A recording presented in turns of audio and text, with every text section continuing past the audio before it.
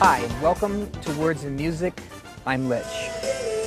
Yes is truly one of the most successful progressive rock bands of all time. Virtuoso musicianship, mystical lyrics, complex musical textures that all come together in an almost suite-like form. Neoclassical structures, perfect harmonies that all weave together to form a truly elaborate composition. Yes has set themselves apart from all other bands. Yes was formed when Jon Anderson and Chris Squire met 29 years ago in a London pub, and one of their very first gigs was playing on the bill with Cream, performing their farewell concert in London back in 1968. Then came the long list of great classic albums. The Yes album, Fragile, Close to the Edge, along with Relayer, Going for the One, 90125, and The Big Generator. Sold out tours after sold out tours in major venues all over the world.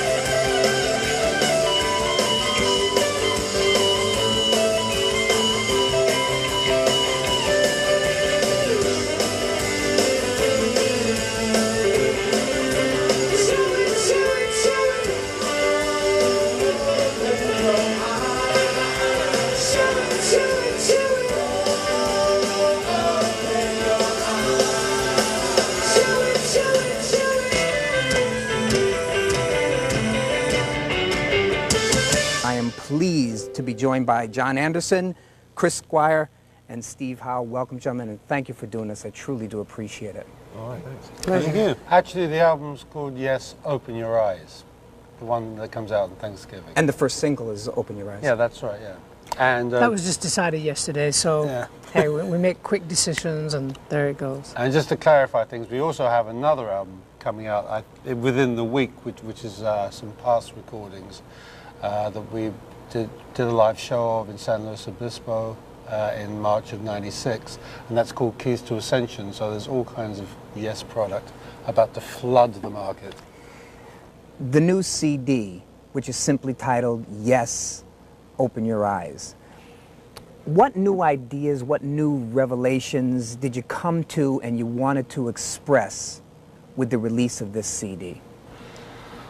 Well, a lot of the time you make music in preparation for doing recordings or getting together, writing and things like that. Whereas this album, we were making the music just for the fun. We started with some of the songs in January and February, March. And I'd be in touch with Chris, he'd send me tapes, and then I'd send some ideas back to him. And then Steve got in touch with it in the summer. So in a way, it wasn't, let's sit down and make an album. It was like a collection of ideas that had started working through Billy Sherwood and Chris working in the studio, in Billy's studio in LA. And Billy's the new guy in the band. And so it's, in a way, it was like, let's make music. And all of a sudden we had the idea that it's about time we started touring. Unfortunately, we had to cancel a summer tour because Rick Wakeman, the original keyboard player with the band, had decided that he didn't really want to tour much anymore, and that was a sort of a shock for us. So the next step was, well, let's just get on with this new music, put an album together and get on the road, and that's where we are. With the entire body of work from Yes, where do you place this new CD and why? Many things we've done in the past have raised eyebrows and people have said, oh, this is different and that's different. And so Yes, I think, continues to evolve with change, you know, with difference. And obviously with different people in the band, we get new input, new vitality. And so we move on to different styles of music. And I think the current album, Open Your Eyes, kind of reflects both the 70s and the 80s period, tries to pull those together to make sense of them again, to reappraise what Yes is. It's different, it's changed a little, but it's us. You know, that's the music end of it. Let's talk about the band itself.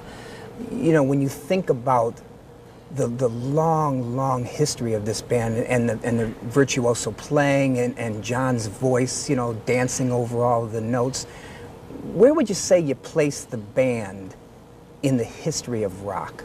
I mean, where does it fit into the flow of the history of rock? It doesn't go to place just yet, but it will. Yeah, we've been very we've been on a long graph. You know, that's really a long history. We've had, as you say, nearly 30 years since Jon and I first met, and that's a long career, and we probably didn't expect it to be this long, but it's turned out this way. And we have made our mark in many areas. I mean, I think we played at the biggest ever outdoor concert in America at the JFK Stadium in Philadelphia in '76. So we've made a few landmarks along the way, and of course we've had. You know, in the 80s we had the 90125 album, which was like a first rebirth for us. And, you know, then we've been through another valley, as it were. But I think we're all ready now to climb the mountain again with this Open Your Eyes album, second rebirth of Yes. But you know, Chris, you really have to look at Yes as being the quintessential progressive rock band. And I think in the... Yeah, it was a dirty word about 10 years ago, 15 years ago. Now it's become an acceptable part of rock and roll history. When we were doing great in the early 70s, we were looked upon as the revolutionary musicians. Absolutely. And 4 years later, we were the dinosaurs. But we're still going, making what we believe good music and very honest music. And I think eventually progressive music will get a real hybrid part of the music industry of the last 100 years. Progressive music, progressive rock will be known equally as much as R&B and rock and roll. You know, Jon, it's one of those things. I want to stay with that then. You know, you touched upon the different generations. I've seen All Good People, Roundabout. You know, Chris mentioned almost like a rebirth, if you will. In the early 80s, if you go back, the first #1 hit single with Owner of a Lonely Heart. What is it about Yes music that stands the test of time? Flexibility. Flexibility. We did a tour in 1991 where there was 8 of us on stage. I think it was 8 of us. Yeah. Most of the time. And we did a song called Awaken, which we'd written in 1977. And here we are 13 years later, 14 years later, performing it around the world. And it was still a great piece of music to perform. It was great to see everybody up there performing that music. We played to thousands upon thousands of people around the world, but we didn't have a hit record. We were still great musicians up on stage doing a great performance in front of great audiences, and we didn't have an album out even that was a big hit. So it really substantiated why we even made music in the first place, that we don't want to be directed as to how good we are musically if we don't have a hit record or a hit album. It's just the music that carries us through. And here we are, as you said, 29 years later. The music is carrying us through. Yeah, but see, something like that just punctuates that the band is truly legendary. You know, the lyrics... Okay, well, we'll go with that one. The lyrics are so important in a Yes song. I want you to talk about the balance between what life gives you and your writing. A lot of the early writing I wrote with Chris a lot, and then I started working a lot with Steve, and now, especially the new album, Billy and Chris are writing a lot of the lyrics. I'm adding to them, but in a way it's a reflection of what I've been going through that they're writing about. I mean, Chris can expand on that, but lyrically we've always been sort of interwoven, and if it relates to our personal attitude to life, we have to be honest and say it does. This is how we are spiritual people. We think spiritually. I'm probably the only one that just says it without thinking about it too much. But I really believe what we've been writing about is who we are, and we've been discovering ourselves through our lyric content and discovering ourselves through our musical content. So I'll hand it over to Chris because he's been working on the new album lyrically. Well, let me just finish a bit about Jon's writing. I mean, Jon is almost, through his particular style over the years, has developed almost an art form in itself. That you know, quite a lot of the time when he first came up with his lyrics and I was reading them, I just didn't really couldn't. I said to him, "What does this line mean? What is that?" And he said, "Well, it just sounds good, doesn't it?" And I accepted that he was on a path of lyric writing that was, you know, not necessarily making total sense, like in terms of, you know, English literature and sentences, but in a broader, maybe undefined way, which I got to like over the years. Now the new album is a little more. The thoughts are a little clearer to understand, a little plainer, and. You know, and that's, as Jon said, a lot of the lyrics come from Billy Sherwood and myself, but they're very much written in Jon's style. And of course it was easy for him to jump on that and add to it. And the same message really applies to all our music. I think it's a message of hope, really. You know, Chris, I want to stay with that for a moment in terms of the writing process. Has it differed at all if you look at Yes in the totality? Has your writing differed in the past than it is with the new disc? Well, yeah, it's all the band has always been, as Steve mentioned earlier, it's a sum of whoever is in it at the time, you know, and so the music will always sway one way or another. When Trevor Rabin was in the band, he brought to the band maybe a bit more of a metal pop kind of culture to the band, which was good. It gave us some lifeblood from that area.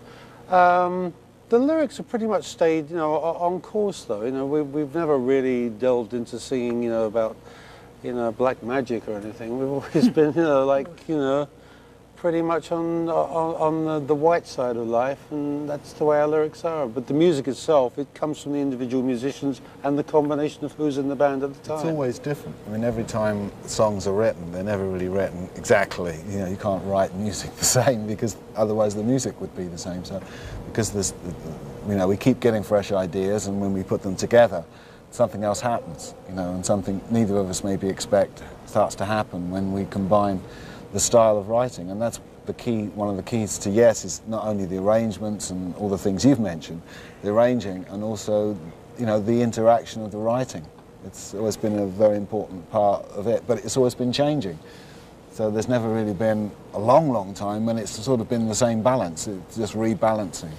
Do you think that you find out different things about yourself, or you're always learning more about yourself through your writing?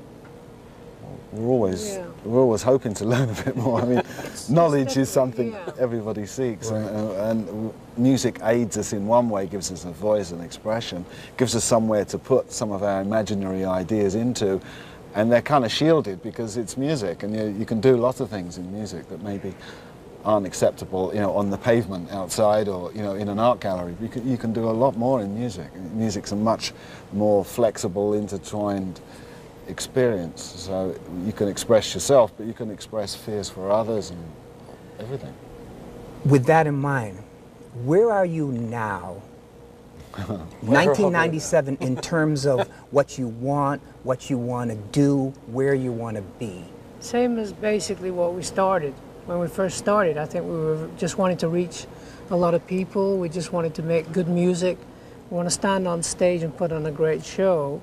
And collectively, we still accept each other to do this. It's like a family, and we've gone through our ups and downs, as you can tell. You know, you spend a lot of time working with different people, and then you realize when you come back to the Yes family or home or whatever it is, there's something very special about it. And we all actually, there's a word we were trying to use this last few months about making each other more acceptable to things more acceptable to each other, is by being more open. And that's something you learn over a long period of time. And I think that when we first started, we were exactly the same. We didn't know each other. We wanted to find out about each other. We wanted to make good music and travel the world, and we're still doing it. So not much has changed in the need to get out there and do good performances, because that's the criteria you live by. The only thing that has changed is that, of course, we have quite a large body of fans and a good audience all over the world. So, so at least the mystery of will they like us has gone away a bit. You know, so so we can go on stage with a little more confidence. Well, there's still a challenge because we know we've got to play our music. We've got to get it right every night, and it isn't just going on stage and singing a couple of songs and you get your money and you're home. You know, this is pretty serious music. It's important music. You know. I asked this question knowing that there'll be a different response from each one of you, but when you think back to the very first album, the debut Yes album, all the way up to November 25th, and Yes, Open Your Eyes, which of the albums do you find most challenging and which one most satisfying? John? Well, the most challenging is Tales from Topographic, which we do the first movement. It's a major piece of work that we did in 1974. Was it 74? And we're still creating that music on stage is such an incredible feeling to do something 23 years old, 24 years old, and still make it work. That's the challenging piece. And the fun pieces are All Good People and You and I, because they're magic. You know, they are naturally something we naturally just play for fun more than anything, you know. Chris, for you? My bass solo, that's the challenge for me. I hope the radio mics don't break and the floor. It's coming on great. Steve? It's hard to be brief. Yeah, I mean, yeah, there's, as John said, things like Topographic were challenging, and then we went after Topographic, of course, we didn't really go back to simple song structure, and we had all sorts of challenges like making records that were like Relaya, which was a challenge in another sort of way, and we pulled a lot of our own resources there and pulled together. But sometimes records are challenging just mentally. They're not maybe as difficult as another one, like maybe Tomato was quite a challenging mental record because we were all, you know, gaining a lot of, you know, our own confidence, and we were all going a lot of ways, so it was more difficult maybe to make Tomato than it was, or maybe than we'd wanted it to be. But it was a difficult time because we were all learning so much, and we all could do so many other things, and there's lots of different kinds of challenges. Almost a parallel question then. If you think back to the first album, again, straight through to this new one coming out,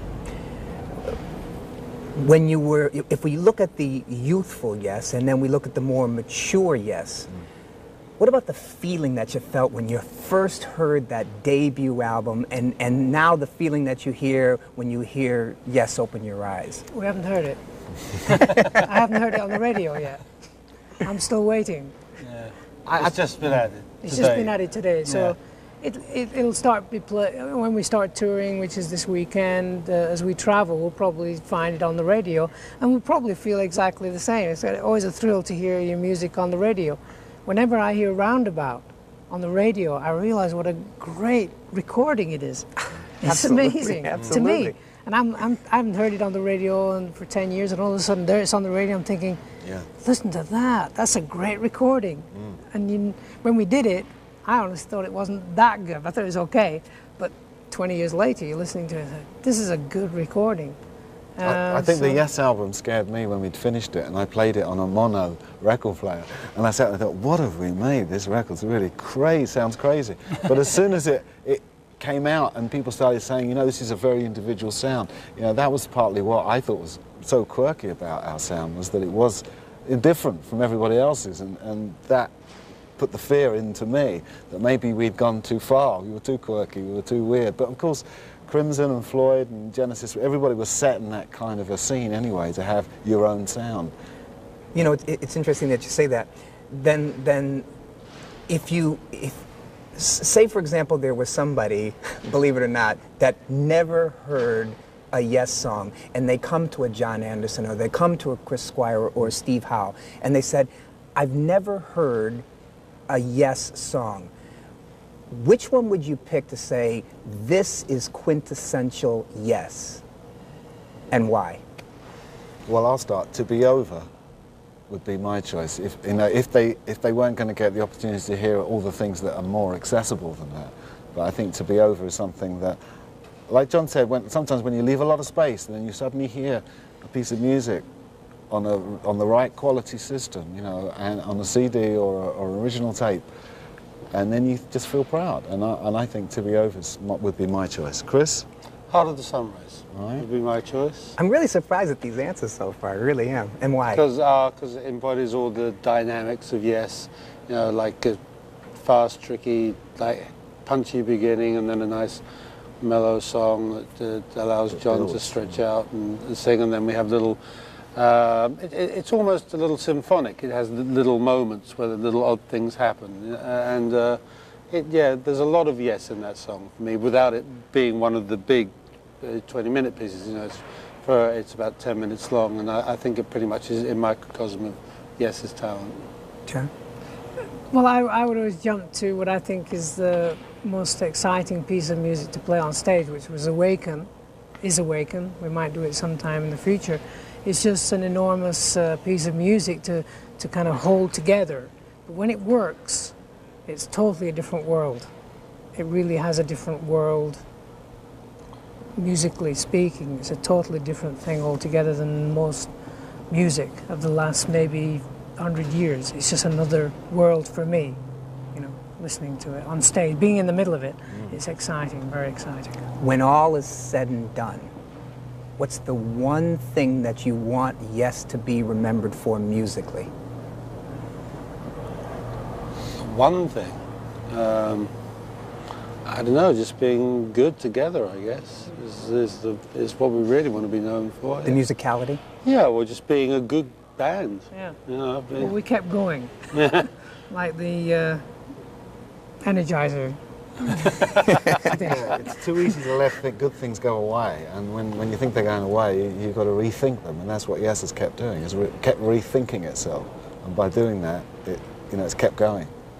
And Rediscovering of oneself. I think our music, as Chris said, the music that we make, that's the thing we want to be remembered for. There isn't really anything else we're offering, is it? Well, and a good show. Putting a good show, and fans that stay with us the length of time. You know, there are still a lot of fans out there that have stuck with the band through thick and thin, and they're happier now because we're still going. We're just still pushing it out there, and we're not going to give up. And they know that this tour is going to be just amazing. The lighting, the sound, the musicianship, it's just top shelf. You want to work for us? You can introduce the show. Jon Anderson, Chris Squire, Steve Howe, thank you for doing this. I truly appreciate this, and the greatest amount of success with the new disc coming out November 25th. Yes, Open Your Eyes, and the world tour. I wish you the greatest amount of success. Thank you. Thank you for doing this. Appreciate it. And thank you for watching. For Words and Music, I'm Lich.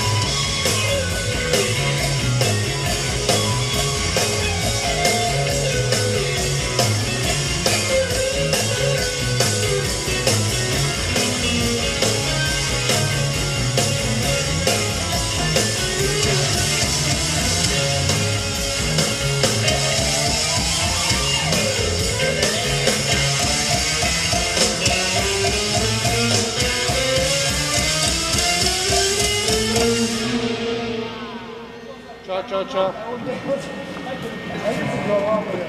That's it. Thank you very much. Bye-bye.